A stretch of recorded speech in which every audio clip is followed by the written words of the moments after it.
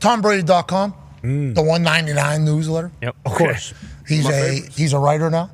He has 7 total posts. Okay. The 7th one being the most notable publicly because he said there was a natural tension after 20 years together with Bill Belichick and the way the Patriots were looking to go and the way they were kind of going. So this kind of is just a little bit more of a stamp of, yeah, there was some stuff that was happening maybe behind the scenes. 20 years, 2 alphas, 2 of the GOATs working alongside of each other. That's a long relationship. Yeah. You know, people live with their parents, you know, before they go to school or before they leave for 18 years. Think about the relationship with your parents. Think about how that could potentially go with your siblings for that long. 20 years becoming the greats, the greatest of all time next to each other. There could be some differing of opinion. There could be some differing of what the future looks like. Bill Belichick has to look out for the Patriots. Tom Brady's got to look out for the Patriots and also Tom Brady. And then obviously you got Kraft in there trying to navigate the waters.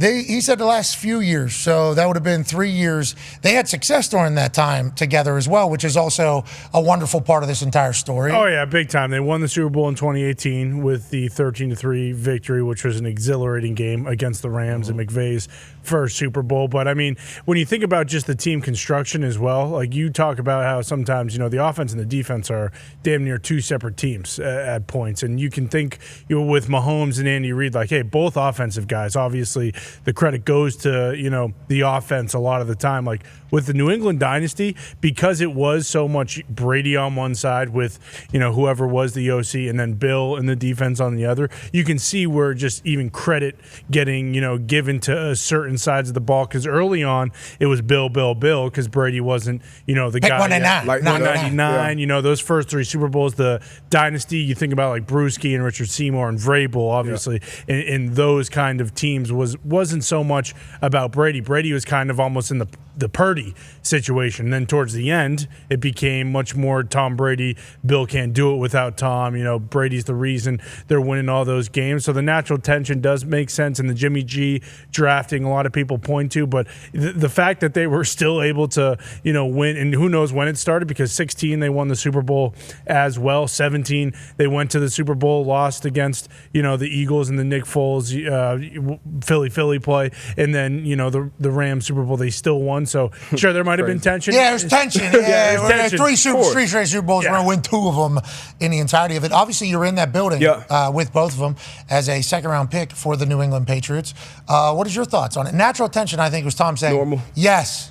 Like, there's going to be that's going to exist, let alone being together for 20 years. I mean, it's normal. Anytime something like this comes from, you know, the greatest player in the game, obviously it's going to be a big deal, especially on, you know, March 25th. But I can't think of any great player that stayed into a place anywhere near 20 years that didn't have some type of natural tension. And you talk about Bill, he wore both hats as far as the GM and the head coach. So and Tom always gave a team-friendly deal. I mean, I mean, literally any player that I could think, Kobe Bryant, Michael Jordan, LeBron, you know, Peyton Manning, Drew Brees, like at some point in their career, there was some bumps. Aaron Rodgers, there's been some bumps in the road with other people. Wayne got traded, right? Wayne was like everybody. If you stay, like you said, you mentioned it, it's a marriage, it's a long-term relationship. You're gonna have some ups and downs. You're gonna have some natural tension. So I don't think it's a big deal. And Connor just mentioned like they were winning. So if this was the opposite way and they were losing, they were at the bottom of the barrel, it'd be a different ball game. But I don't think this is a big deal. But I can't wait for the next 199 level. Yeah, 8 is coming around. Well, in a lot of those instances with those other guys, like the player always wins out because like very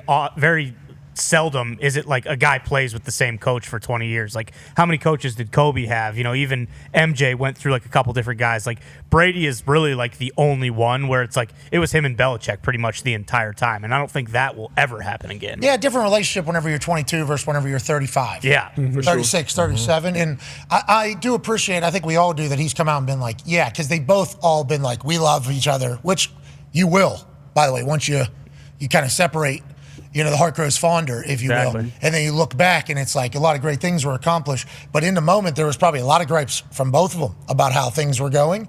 And then obviously you get away, you say all the good stuff. But this is the first time where we've really heard him say like, yeah, there was some shit. It's like, we all expected it. Mm-hmm. We all knew that was reality. And now we know from the 199 newsletter, he's a blogger now? I guess so. Yeah. Added to the resume. Mm-hmm. Love that. You can do it all. Just see him. He might be doing it on a typewriter. Yeah, definitely.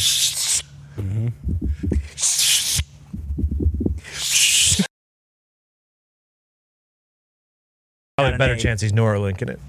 Ooh, straight from brain to paper? I mean, there is a chance. I had no idea this existed until this one. This is the 7th one. Writing takes a long time.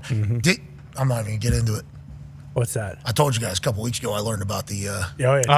Talk to text. That's crazy. Game changer. Really smart phone. Other things, it's getting dumber, which needs to be talked about, with Timmy Apple.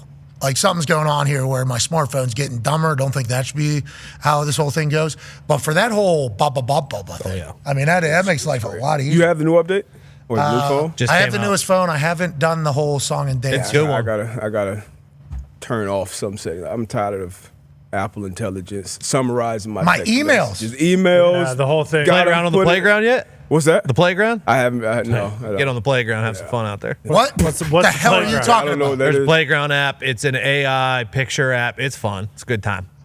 Oh, so they're Grok. So they have a Grok? I don't know. Chat GPT?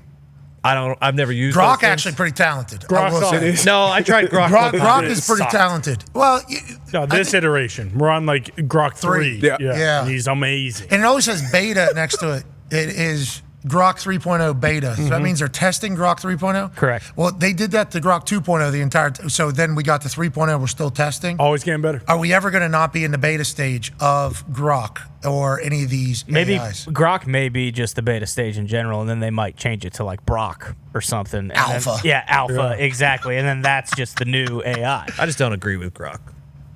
Like, I'm a big green guy, but I hate Tesla. You sound pretty red right now. Okay. I'm a big AI guy, but I hate Grok. So, Okay, all right. You love news, but yeah, I hate Twitter. Yeah. it is. Yeah, it's a wild thing. That's what happens when you only listen to OAN. You know? Last story. The world right now is in a wild spot. Yeah. There are some people that, I mean, you're talking about just way, and have never heard the other side, I don't think. That's why those people should just watch sports. Bingo. Bingo. Like, It's come like- into our world. Yeah, legit. Come to where we live. Watch the games on Thursday.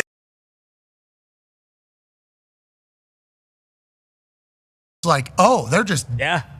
This is it. they're cementing themselves into more of, I'm a better person than you are. Yeah. And I appreciate their passion. Okay. Everybody's saving the world, it seems like. Everybody has the right idea for how the world needs to be and how it, and I respect it. And everybody, you know who I'm talking about.